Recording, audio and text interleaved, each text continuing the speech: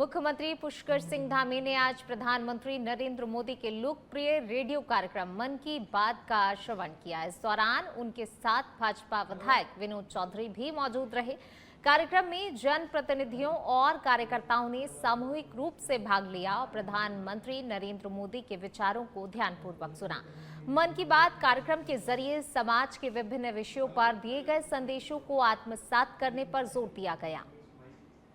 तो देखिए, प्रधानमंत्री नरेंद्र मोदी के आज मन की बात का 133वां एपिसोड प्रसारित हुआ, जिसको सभी जगह सुना गया। और इसी कड़ी में अगर उत्तराखंड की बात की जाए तो देखिए, उत्तराखंड के मुख्यमंत्री पुष्कर सिंह धामी ने भी प्रधानमंत्री नरेंद्र मोदी के कार्यक्रम को सुना। और इस कार्यक्रम के दौरान देखिए, विधायक और अन्य जनप्रतिनिधि, कई पदाधिकारी, सभी लोग मौजूद थे। सभी ने साथ मिलकर प्रधानमंत्री नरेंद्र मोदी के मन की बात कार्यक्रम का श्रवण किया, उनके विचारों को सुना। मुख्यमंत्री धामी भी आपको तस्वीरों में नजर आ रहे होंगे। और देखिए, बड़ी संख्या में यहाँ पर और भी पदाधिकारी, कार्यकर्ता, सभी लोग मौजूद रहे और सभी ने एक साथ मिलकर जो है सामूहिक श्रवण किया है प्रधानमंत्री नरेंद्र मोदी के मन की बात कार्यक्रम का। 133वां एपिसोड प्रसारित किया गया था।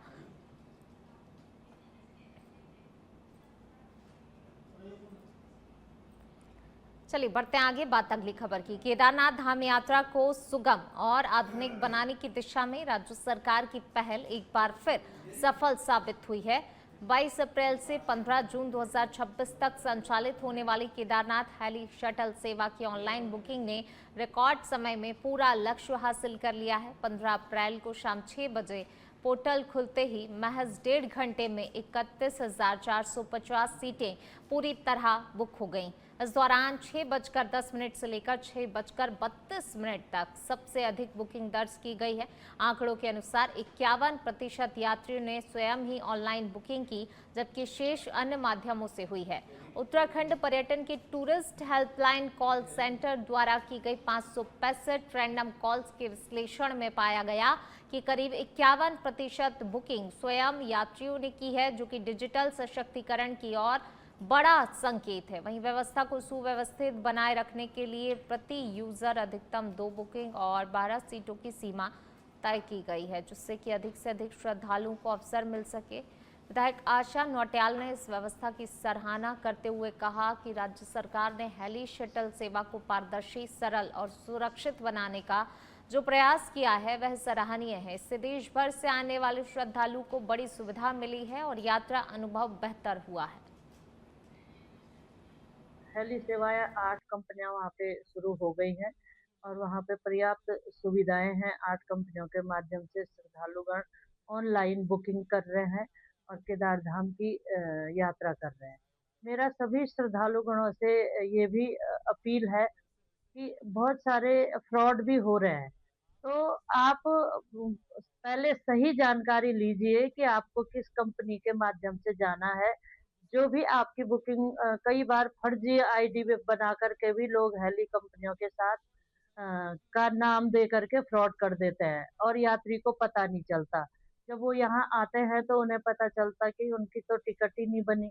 तो इस तरह के जो फ्रॉड हो रहे हैं उनकी पहले सही जानकारी लीजिए और उसके बाद जिस कंपनी में आपका बुकिंग हो रही है उन कोशिश करिए कि वहाँ बात आपकी हो जाए, तब आप उन हेली कंपनी।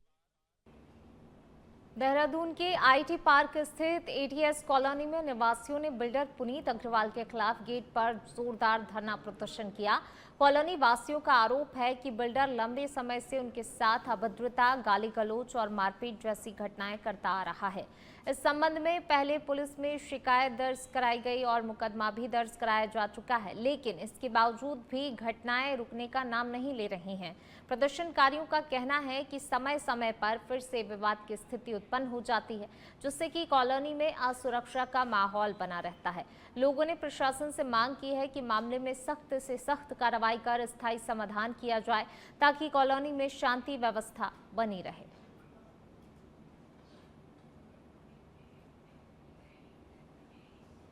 मेरे सास ससुर के साथ जो आरोपी हैं उन्होंने गाली गलौज की, मेरे पति को मारा पीटा, उनके कान का पर्दा फट गया है, मेरे को और इनको जान से मारने की धमकी दी और मेरे साथ बदतमीजी की, गाली गलौज और बहुत कुछ ऐसा कहा जो मैं बयां भी नहीं कर सकती।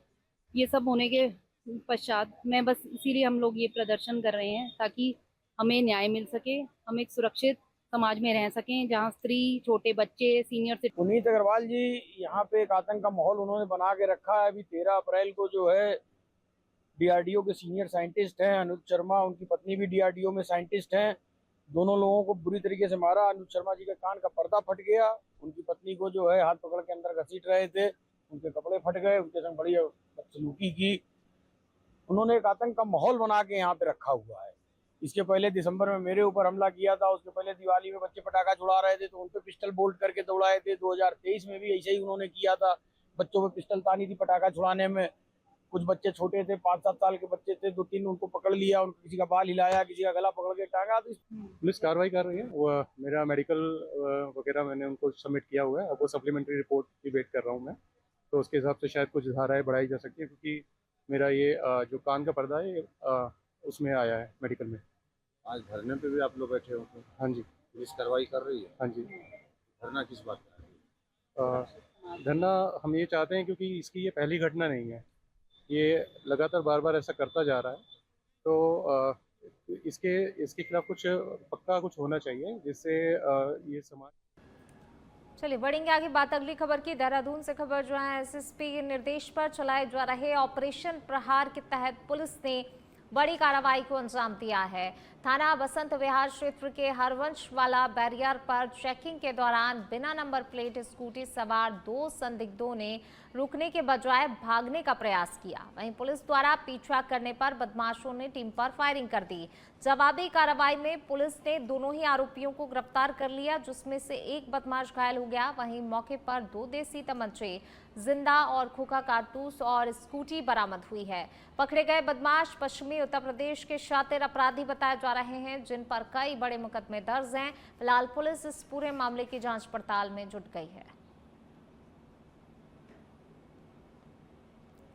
चलिए अब बात करेंगे उत्तरकाशी की, जहां जिले के गंगोत्री क्षेत्र में एसडीआरएफ ने एक बार फिर तत्परता दिखाते हुए सफल रेस्क्यू ऑपरेशन को अंजाम दिया है। 25 अप्रैल की रात पुलिस चौकी गंगोत्री से सूचना मिली कि जीएमवीएन गेस्ट हाउस में एक कर्मचारी को सांस लेने में गंभीर समस्या हो रही है।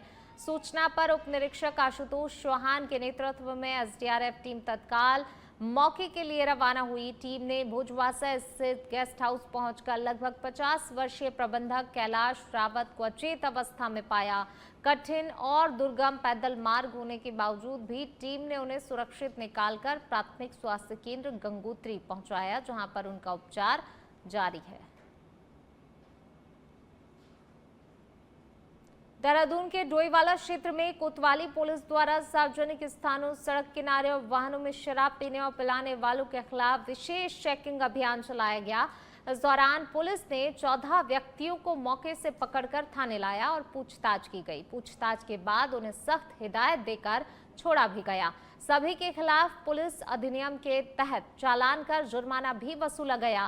वहीं पुलिस का कहना है कि सार्वजनिक स्थानों पर नशा करने वालों के खिलाफ यह अभियान लगातार जारी रहेगा। इस कार्रवाई का उद्देश्य क्षेत्र में कानून व्यवस्था बनाए रखना और सार्वजनिक स्थानों पर अनुशासन सुनिश्चित करना है। चलिए बढ़ते आगे खबर देहरादून से। हिमालय पुत्र के नाम से विख्यात स्वर्गीय हेमवती नंदन बहुगुणा की 107वीं जयंती पर राजधानी देहरादून के MDDA कॉम्प्लेक्स में स्वर्गीय बहुगुणा की मूर्ति पर मुख्यमंत्री पुष्कर सिंह धामी ने माल्यार्पण किया और उन्हें अपनी श्रद्धांजलि अर्पित की। मुख्यमंत्री पुष्कर सिंह धामी ने कहा कि बहुगुणा भारत सरकार में अनेक पदों पर रहते हुए पहाड़ की चिंता की और उनके विकास के लिए लगातार उन्होंने काम भी किया है। सीएम पुष्कर सिंह धामी ने कहा कि पारदर्शिता और भ्रष्टाचार मुक्त शासन किया वो आज प्रेरणा स्रोत रहे हैं। सीएम धामी ने आगे कहा कि आज उनके दिखाए गए रास्ते पर चलने का प्रयास किया जाएगा। वो हमारे लिए प्रेरणा के स्रोत इसलिए हैं कि एक सामान्य स्थितियों में, सामान्य परिस्थितियों में यहाँ पैदा होकर उन्होंने प्रयाग में जाकर, उस समय के इलाहाबाद में जाकर एक अपना स्थान बनाया और पूरे उत्तर प्रदेश के मुख्यमंत्री के रूप में भारत सरकार में अनेक पदों पर रहकर अनेक विकास कार्यों को आगे बढ़ाया। पारदर्शिता, भ्रष्टाचार से मुक्त करने में, सफाई से काम करने में और एक व्यवस्था जो उन्होंने बनाई उस समय लोगों के साथ बहुत सहजता से, अनेक बार उनको बहुत सारी चुनौतियों का सामना भी करना पड़ा, लेकिन वो उनके सामने कभी झुके नहीं, हमेशा डटे रहे। ये हम सब के लिए बहुत प्रेरणा है। हम उनके पद चिन्हों पर चलते हुए राज्य को, जो उनके समय में बहुत सारे काम, उनकी लोकप्रियता थी, उसके कारण से आज अनेक संस्थान, अनेक विश्वविद्यालय हमारे राज्य के उनके नाम से चल रहे हैं। आगे भी हम उस दिशा में उनके जीवन से प्रेरणा लेकर काम करेंगे। मैं उनको उनकी जयंती पर नमन करता हूँ। आज उनके सुपुत्र श्री विजय बहुगुणा जी हम सबके वरिष्ठ नेता हैं, लगातार हमारा मार्गदर्शन करते हैं। सौरभ जी उनके सुपुत्र हैं, प्रदेश को आगे बढ़ाने में काम कर रहे हैं। सुबोध भाई, इन्होंने भी काम किया उसके साथ, और विवेकानंद खंडूरी जी, मैं इनका बड़ा आभार व्यक्त करता हूँ कि हर बार यहाँ पर जो है वो इस प्रकार का कार्य। सचिवालय में मुख्य सचिव आनंद वर्धन ने 25 बिंदु कार्यक्रम 2025-26 की विस्तृत समीक्षा की। इस दौरान उन्होंने सभी जनपदों के कार्यों की जानकारी बारीकी से लेते हुए वर्ष 2026-27 के लिए शीघ्र अतिशीघ्र नए लक्ष्य निर्धारित करने के निर्देश दिए हैं। मुख्य सचिव ने कहा कि प्रत्येक जिले की अलग अलग समस्याएं और चुनौतियां हैं, इसलिए फोकस एरिया तय कर लक्ष्यों को निर्धारित किया जाए। उन्होंने सभी जिलों को 1 माह के भीतर ही पोर्टल पर लक्ष्य अपडेट करने के निर्देश दिए हैं। बैठक में वन विभाग और इको टूरिज्म योजनाओं को भी विस्तार देने पर जोर दिया गया। इसके साथ ही स्पष्ट किया गया कि हर माह इन योजनाओं की समीक्षा की जाएगी। उत्तराखंड की बीजेपी विधायक आशा नौटियाल ने नारी शक्ति वंदन अधिनियम को लेकर विपक्ष, विशेषकर भारतीय राष्ट्रीय कांग्रेस पर तीखा हमला बोला है। उन्होंने कहा कि प्रधानमंत्री नरेंद्र मोदी ने महिला आरक्षण बिल लाकर महिलाओं को सशक्त बनाने का ऐतिहासिक कदम उठाया है, जबकि कांग्रेस ने लोकसभा में इसका विरोध कर अपना नकारात्मक रवैया दिखाया। नौटियाल ने आरोप लगाया कि कांग्रेस ने लंबे समय तक सत्ता में रहने के बावजूद भी महिलाओं के अधिकारों के लिए ठोस कार्य नहीं किया और उन्हें केवल वोट बैंक की तरह ही इस्तेमाल किया गया। उन्होंने कहा कि उत्तराखंड की मातृशक्ति इस तरह के व्यवहार को स्वीकार नहीं करेगी और इसका जवाब जरूर देगी। देखिए, मैं पहले तो अपने देश के यशस्वी प्रधानमंत्री आदरणीय मोदी जी का बहुत बहुत धन्यवाद करती हूँ। उत्तराखंड देवभूमि से और केदारनाथ क्षेत्र से कि उन्होंने महिला आरक्षण बिल को लोकसभा में विशेष सत्र के माध्यम से ला करके नारी शक्ति को जो सशक्त बनाने का वो काम कर रहे थे, उसके लिए हम सभी उनके आभारी हैं। संपूर्ण मातृशक्ति उनका धन्यवाद करती है। लेकिन उस बिल को जिस तरह से लोकसभा में पास किया जाना था, कांग्रेस ने जो अपना चाल, चरित्र और चेहरा वहां पर से दिखाया, तो वो बरसों से का जो उनका चरित्र था वो देखने को मिला है। इतने लंबे समय तक कांग्रेस की सरकार इस देश में रही है। कांग्रेस चाहती तो उस बिल को पास कर सकती थी, लेकिन पूर्ण बहुमत होने के बावजूद भी कांग्रेस ने कभी इस तरफ ध्यान नहीं दिया जो देश की आधी आबादी है, और उनका उपयोग करने का काम किया। उनको चलिए बढ़ते आगे। उत्तराखंड कांग्रेस मुख्यालय में पूर्व मुख्यमंत्री हेमवती नंदन बहुगुणा की 107वीं जयंती पर श्रद्धांजलि कार्यक्रम आयोजित किया गया, जिसमें प्रदेश कांग्रेस अध्यक्ष गणेश कुदियाल सहित पार्टी नेताओं और कार्यकर्ताओं ने उन्हें भावभीनी श्रद्धांजलि अर्पित की। इस दौरान बहुगुणा के राजनीतिक जीवन, जनसेवा और दूरदर्शी नेतृत्व को याद करते हुए उन्हें एक प्रेरणा स्रोत नेता बताया गया। गुदियाल ने कहा कि बहुगुणा के विचार और उनके सिद्धांत आज भी प्रासंगिक हैं और नई पीढ़ी के लिए मार्गदर्शक भी हैं। वो कहते थे कि हिमालय टूट सकता है पर झुक नहीं सकता, लेकिन हिमालय टूटकर भी मैदानों को जीवन देता है। मैदान में उपजाऊ ज़मीनें वो हिमालय टूटकर पैदा करता है। तो इसलिए उनका ये विचार बहुत बृहद और बहुत बड़ा विचार था, और वो हिमालय के समान ही बिल्कुल मजबूत इच्छा शक्ति रखने वाली शख्सियत थे। हम सब आज इस मौके पर उन्हें सादर श्रद्धा सुमन अर्पित करते हैं। वो कहते थे। चलिए बढ़ते हैं आगे। बात अगली खबर की। लोहाघाट स्थित पीएम श्री राजकीय इंटर कॉलेज दिगाली चौड़ ने वर्ष 2026 की हाई स्कूल और इंटरमीडिएट परीक्षा में 100% परिणाम हासिल कर शानदार उपलब्धि दर्ज की है। विद्यालय के विद्यार्थियों ने उत्कृष्ट प्रदर्शन करते हुए क्षेत्र का नाम रोशन किया है।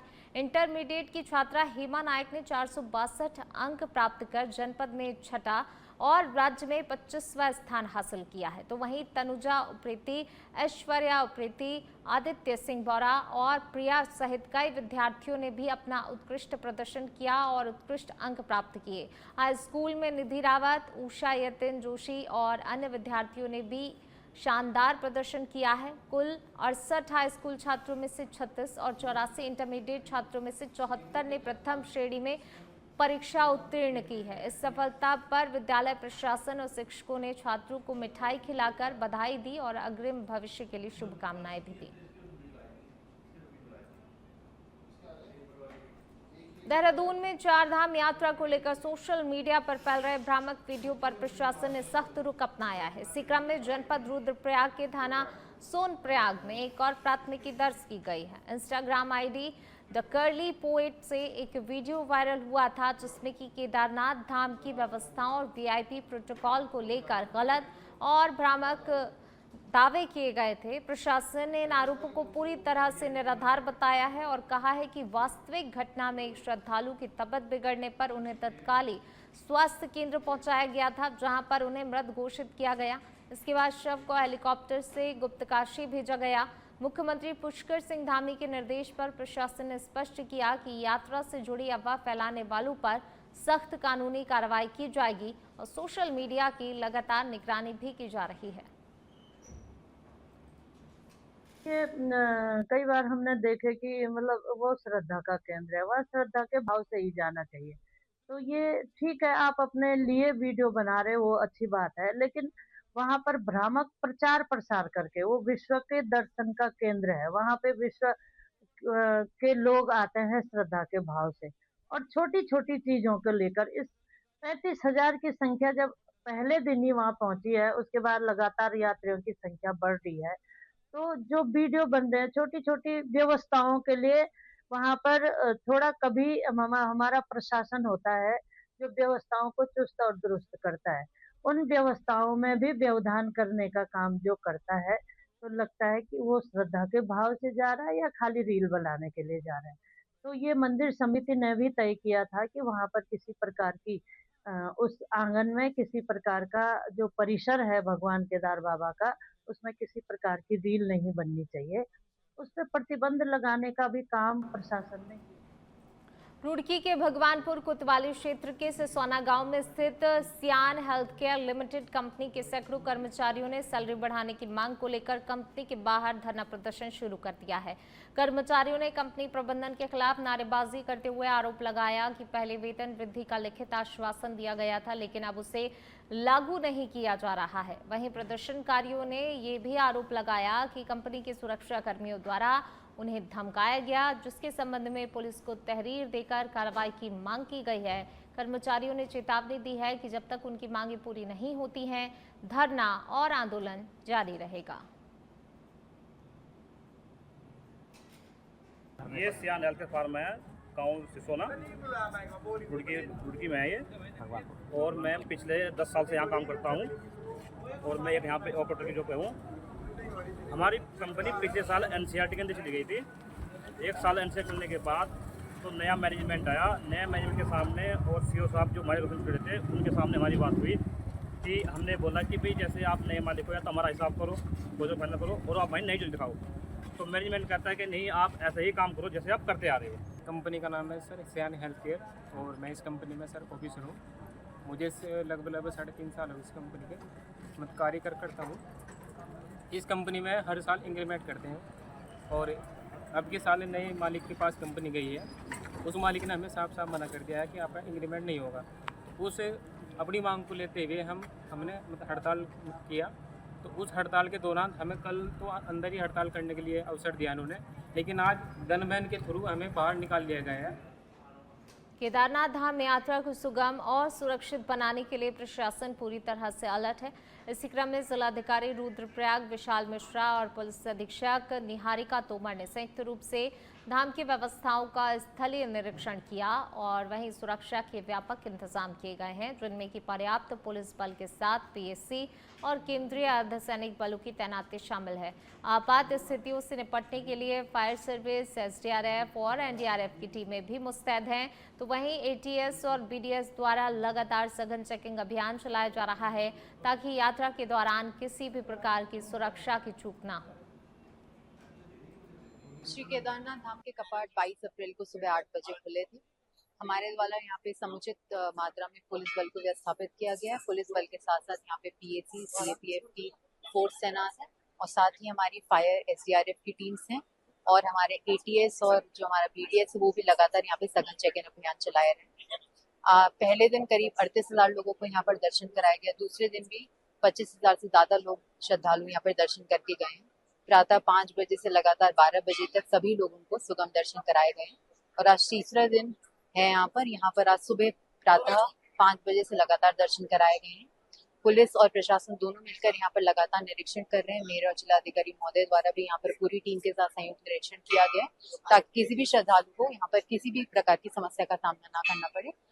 माननीय मुख्यमंत्री महोदय का निर्देश है कि चारधाम यात्रा में किसी भी तीर्थयात्री को किसी तरीके का सुविधा ना हो। इसी के क्रम में आज हेलीपैड पर मेरे द्वारा निरीक्षण किया गया। वहां पर साफ सफाई देखी गई, कुछ जगह गंदगी थी उसको साफ करने निर्देशित किए गए। महिला पुलिस बल और डिप्लॉय करने के निर्देशित किए गए। इसके साथ ही साथ वहां पर जो श्रद्धालु आए थे, जो तीर्थयात्री आए थे, उनसे बात की गई, उनका फीडबैक भी लिया गया, उनके द्वारा कुछ सुझाव दिए गए हैं, उसको भी हम लोग इम्प्लीमेंट कर रहे हैं।